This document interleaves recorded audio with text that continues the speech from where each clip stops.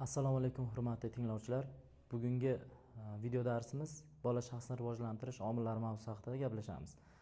Biz rejalar bilan tanishib o'tadigan bo'lsam, birinchi rejamiz bolaning biologik va psixologik rivojlanishi haqida, ikkinchi rejamiz bola shakllanishiga ta'sir etuvchi omillar haqida, uchinchi rejamiz bolaning o'sish davrlari va xususiyatlari haqida gaplashamiz. Bolaning rivojlanishi, shakllanishi deyishimizdan avval individ yoki individuallik haqida to'xtalib o'tsak. Individ o'zi nima? Bu individ ya'ni bola bir ma'lum yoshga to'lguncha individ sanaladi. Individ so'ziga to'xtaladigan bo'lsak, individ lotincha individuum so'zidan olingan bo'lib, bo'linmas, ya'ni alohida shaxs, yagona ma'nolarni anglatadi. Individuallik esa, ya'ni tarbiya jarayonini amalga oshirishda bolaning shaxsiy xususiyatlari va yashash sharoitlarini chuqur bilish hamda hisobga olishdan iborat hisoblanadi. Individuallik ya'ni yoki individual yondashuv bolalarning aqliy qobiliyatlari, ya'ni bilishga bo'lgan qiziqishi hamda iste'dodini namoyon etishga muhim ahamiyatga ega hisoblanadi.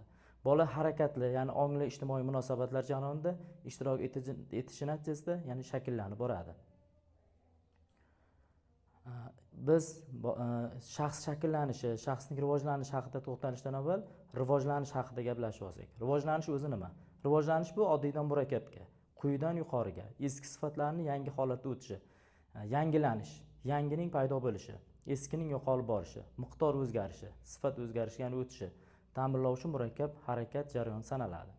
Rivojlanishning manbai qarama-qarshiliklar o'rtasidagi kurashdan iborat. Bola shaxsining rivojlanishi inson ijtimoiy mavjudot sifatida, ya'ni degan o'sha falsafiy ta'limotga asoslanadi. Bola ya'ni inson tirik o'sha biologik mavjudot hisoblanadi. Demak, uning rivojlanishiga irsiyat, o'sha rivojlanishning qonuniyatlari ham muhim ahamiyat kasb etadi. Shuning uchun shaxs bir butun mavjudot sifatida baholanadi. Ya'ni uning rivojlanishida biologik va ijtimoiy qonuniyatlar birgalikda ta'sir etadi. Ularni bir-biridan ajratib bo'lmaydi. Chunki ya'ni shaxsning shaxs sifatida shakllanish faoliyatida hayot tarzi, yoshi, o'sha bilimi, turmush tajribasi bilan birga boshqa o'sha faoliyatli holatlar, ya'ni kasalliklar ham bolaning shaxs sifatida shakllanishida ta'sir etadi. Shaxs tushunchasiga to'xtaladigan bo'lsak, shaxs insonga taalluqli o'sha konkret tushuncha bo'lib, ya'ni muayyan jamiyatning a'zosini ifodalashga xizmat qiladi. Odam shaxs bo'lishi uchun avvalo rivojlanishi, o'zini inson sifatida his etishi, o'z xususiyatlari va sifatlari bilan boshqalardan farq qilib turishi lozim. Shaxs muayyan jamiyatning a'zosi bo'lib, u psixologik jihatdan taraqqiy etgan, o'z xususiyatlari va xatti-harakatlari bilan boshqalardan ajralib turadigan kishi shaxs sifatida hisoblanadi, ya'ni shaxs hisoblanadi. Inson butun umri davomida o'zgarib boradi. U ham ijtimoiy va psixik jihatdan kamolotga yetadi. Bunda bolaga berilayotgan tarbiya maqsadga muvofiq bo'lsa, u jamiyat a'zosi sifatida kamol topib, murakkab ijtimoiy munosabatlar tizimida o'ziga munosib o'rinni egallaydi. Chunki rivojlanish tarbiya ta'siri ostida boradi. Shaxsning fazilatlarini to'g'ri ko'rish va o'sha bexato baholash uchun uni turli manbalar jarayonida kuzatishimiz mumkin. Demak, shaxsning rivojlanish vazifasi to'g'ri hal etish uchun uning xulqiga ta'sir etuvchi omillar hamda shaxsiyatlarini yaxshi bilishimiz zarur. Tarbiya bolaga samarali ta'sir etishi uchun o'sish va rivojlanish qonuniyatlarini bilish va hisobga olish maqsadga muvofiq hisoblanadi. Tarbiyasiga ta'sir etuvchi omillar haqida to'xtaladigan bo'lsak, fanda o'sha odamning shaxs sifatida rivojlanishida biologik, ijtimoiy omillarning ta'siri o'rtasidagi munosabatlar belgilashga oid munozaralar ko'plab davom etmoqda. Insonning shaxs sifatida shakllanishiga ijtimoiy voqealar, tabiiy omillar va tarbiya ta'sir etadi. Bu uch omilning o'zaro munosabati qandayligi haqida oz gaplashib olamiz. Fanda biologik o'sha yo'nalish deb nomlangan nuqtai nazar o'sha yetakchilaridan, ya'ni Aristotel, Platonlar tabiiy biologik omillarni yuqori qo'yadi. Ular tug'ma imkoniyatlar, ya'ni taqdir, tole va har kimning hayotini o'rni belgilab bergan degan fikrni aytib o'tadi. 16-asr falsafasida vujudga kelgan o'sha preformizm oqimi namoyandalari esa shaxs rivojlanishida naslning roliga katta baho berib, ijtimoiy muhit va tarbiyaning rolini inkor etadi. Ya'ni xorij psixologiyasida yana bir oqim vakillari borki, behaviorizm, ya'ni 20-asr boshlarida yuzaga kelgan bo'lib, uning namoyandalari ong va aqliy qobiliyat nasldan naslga o'tib, insonga u tabiatdan berilgan deyiladi. Mazkur ta'limot vakili amerikalik olim Tarnadikidir. Pragmatizm oqimi va uning vakillari Duell va Kombe ham shaxs rivojlanishini biologik nuqtai nazarda asoslaydilar. Ular rivojlanishni faqat miqdoriy o'zgarishdan iborat deb qaraydi. Naslning rolini absolyutlashtirib, uni inson taqdirida hal qiluvchi ahamiyatga ega deb biladilar. Demak, bir guruh xorijiy olimlar rivojlanishni biologik, ya'ni nasliy omilga bog'laydi. Biologik omilga, ya'ni oqimga qarshi oqim vakillari o'sha rivojlanishning ijtimoiy omil, ya'ni bilan belgilaydilar. Bu oqim vakillari bola shaxsining o'sha jismoniy, psixik rivojlanishi, u yashaydigan muhitga bog'liq deb ko'rsatadilar. Biz agar muhit haqida to'xtaladigan bo'lsak, muhit deganda odam yashaydigan sharoitdagi barcha tashqi ta'sirni tushunamiz. Shu nuqtai nazardan tarbiya tufayli bolani o'zi yashaydigan ijtimoiy, ya'ni sharoitga moslashishi mumkin degan xulosaga kelib chiqadi. Ular ijtimoiy muhitning rolini hal qiluvchi omil deb hisoblaydilar. Demak, odam bolasining shaxs sifatida rivojlanib taraqqiy etib borishi, uning o'sha shaxs bo'lib kamolotga yetishida nasl, ya'ni biologik omil, ijtimoiy muhit, bola yashaydigan o'sha sharoit, maqsadga muvofiq amalga oshirilgan o'sha tarbiya ham muhim ahamiyatga ega hisoblanadi. Bu omillarning ta'sirini aniqlashda ilg'or pedagogik olimlar o'sha psixolog va faylasuflar ta'limotiga suyaniladi. Falsafa fanida, ya'ni shaxsni jamiyat bilan bog'liq bo'lgan ijtimoiy hayotdagi murakkab voqelik deb qaraladi. Ular individning ma'naviy boyligi uning munosabatlarida bog'liq deb hisoblaydilar.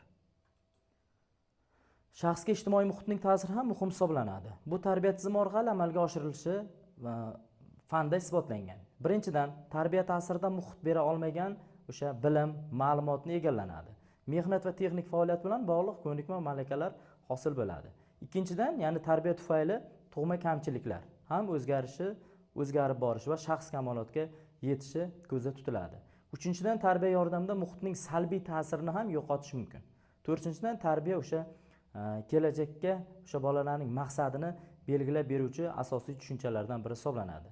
Shunday ekan, ya'ni bugungi kunda yosh avlodni ta'lim tarbiyasiga tarbiyaning roli juda katta hisoblanadi. Bola shaxsining rivojlanishida tarbiya ham yetakchi o'rinlardan biri hisoblanib, tarbiya tufayli nasabi, oila muhiti, ijtimoiy muhit ta'sirida har tomonlama rivojlanishga qodir o'sha degan xulosani chiqarishimiz mumkin.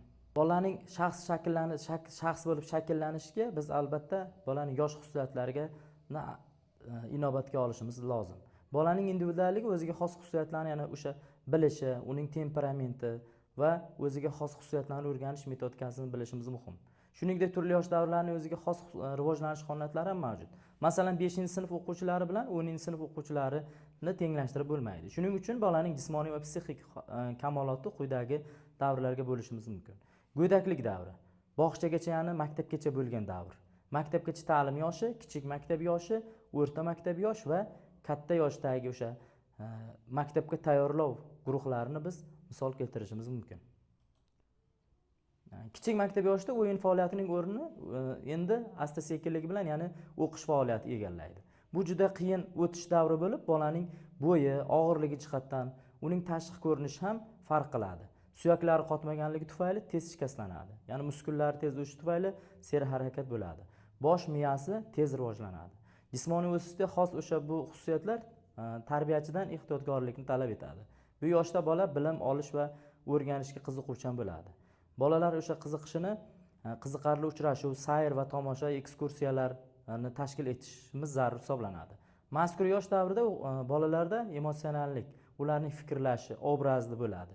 His-tuyg'ulari mazmuni o'zgaradi. Ular odamlar bilan o'sha aloqa qilishga qiziqadilar. Ya'ni bu o'rta maktab yoshini oladigan bo'lsak, bu yoshda o'sha o'smirlikning murakkabligi, ya'ni anatomik, fiziologik va psixologik jihatdan bola o'sish va taraqqiy etib boradi.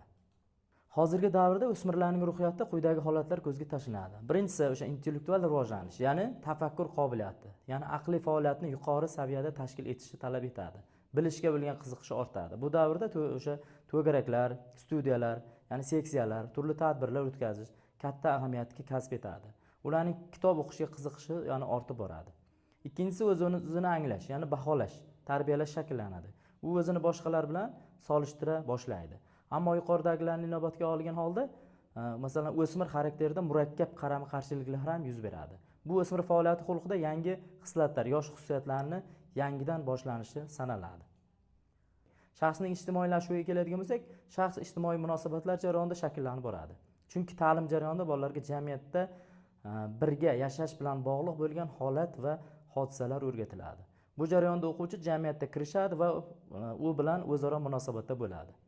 Bolaning shaxs sifatida shakllanishida albatta yuqorida ko'rsatib o'tilgan omillarning ta'siri juda yuqori hisoblanadi. Ya'ni biologik, ijtimoiy va tarbiya bolaning shaxs sifatida shakllanishiga katta ta'sir etadi. E'tiboringiz uchun rahmat.